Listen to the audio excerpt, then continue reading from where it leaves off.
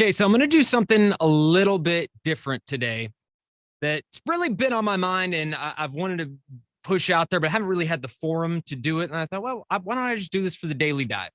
Because, of course, the Mavs have been in the news a ton over the past week, especially. All this trouble for the hometown team coming out, Donnie Nelson getting fired, Rick Carlisle stepping down, trouble on the home front ostensibly with Luka Doncic.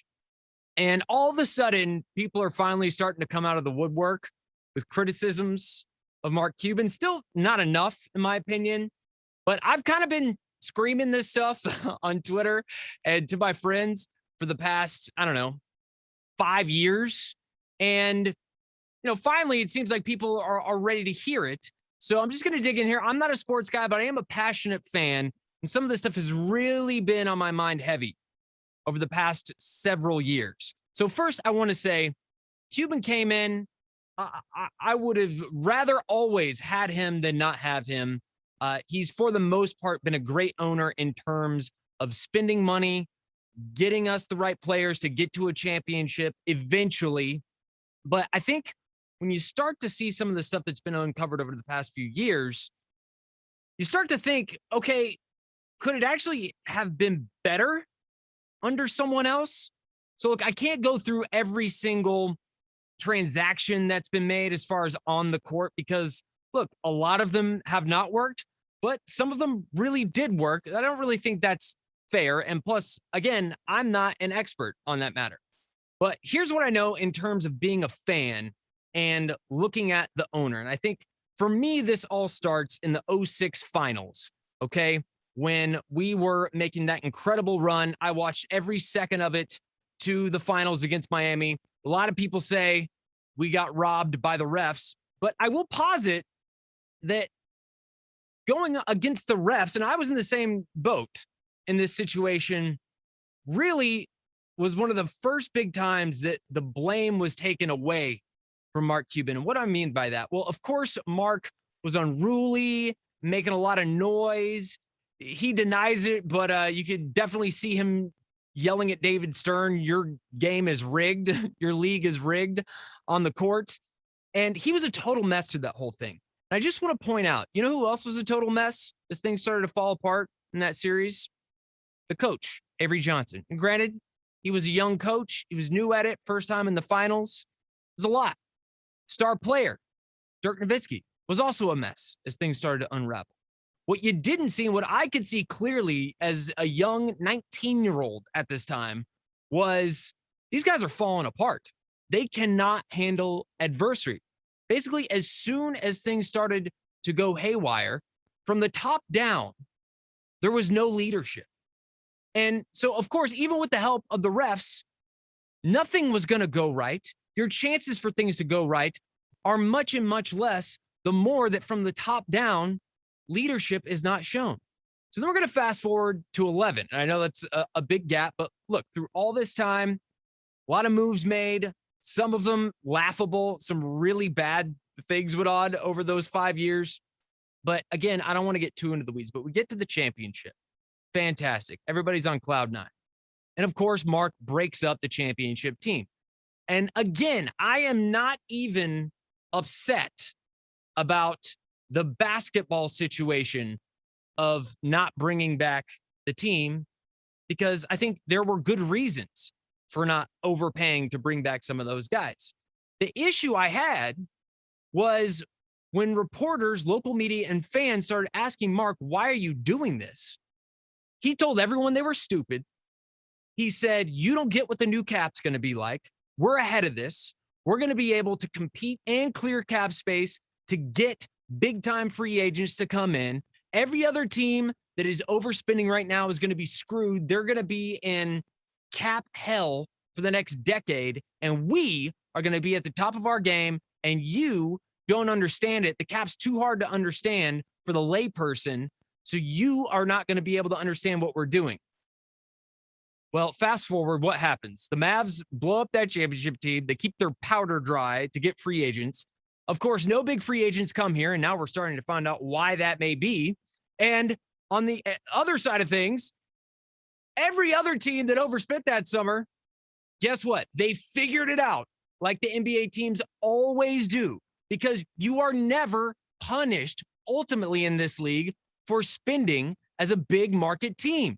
It never happens. People figure it out. And on top of that, a whole industry has been built of reporters that didn't know the cap before this so hard to understand cap came around, who are now experts on the cap and are now paid because they know so much about the cap.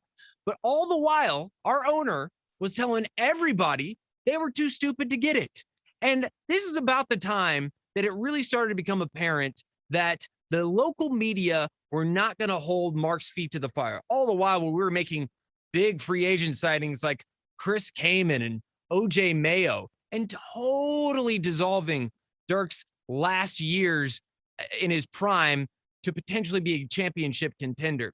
And so the real issue I have here is that, number one, the media, for the most part, the sports media in DFW, who, by the way, when it comes to covering the Cowboys, has been one of the toughest, hardest nosed, rightfully so, media on the Cowboys, and Jerry, one of the biggest, baddest media operations on the planet when it comes to the NFL, the Dallas Cowboys, and Jerry Jones. They do not let Jerry Jones get away with anything. They question every move he makes. They criticize every move he makes. And you know what? A lot of it is deserves. Lord knows he has his flaws and he's made his mistakes. But it has not come close to that same criticism on the side of Mark Cuban. And boy, does he know how to deflect it and get buddy-buddy with guys and make sure that you don't criticize him.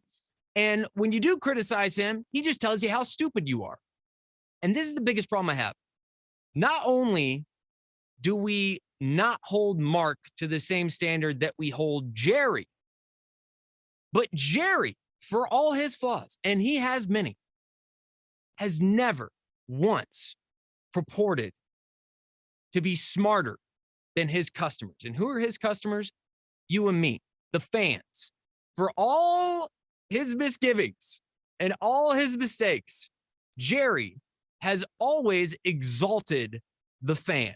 And granted, you know, the prices might be high and it may be harder for people who are able to have season tickets in the 80s and 90s to have season tickets now, but he has always worked to put a great product on the field, and he never, ever, ever acts holier, more righteous than the fan.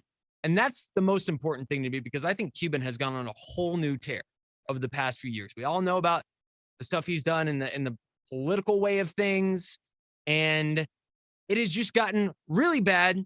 And you would think that after a couple of years ago, when this giant sexual harassment scandal comes out, that he would finally start to get honest of his own volition, but the exact opposite happened. He completely ducked from it. It was a big story for about a week. And then he hires St. Marshall, who, from all reports, is fantastic at her job and an awesome woman and is a total professional and totally deserves this job. And instead of propping her up in a positive way, what he does is he's basically made her the anti-scapegoat. And what I mean by that is, anytime, you can go look this up, anytime a reporter has ever dared, and it doesn't happen often, to ask Mark about the sexual harassment scandal, he refuses to even dance around it. He immediately deflects to Sent. He says, you need to see Sent. You need to ask Sent. As if she was here when all that happened. So instead of really highlighting this awesome woman who deserves to be credited with, being a African-American female in this high position in the NBA, who from all accounts is doing a great job, he is totally just making her a dartboard that he knows darts aren't going to get thrown at, instead of taking it on head first. And even then, we might be able to move past that. But then again, like a month ago, another harassment scandal comes out, and I was watching. I was waiting. This was when I finally got teed off. I was waiting for the media to jump on this thing. Reports came out. Nothing happened. I mean, I bet if you're watching this, you may not have even known about this, that it happened. Go look it up. It just happened recently. So when all this news starts to erupt about trouble behind the scenes in paradise here in Dallas, and everybody's up in arms, I'm sitting here going, well, of course, this thing's been a total mess. We're just starting to uncover what a mess it was. And this whole thing is just like, if I was Luka Doncic, I would have already asked out.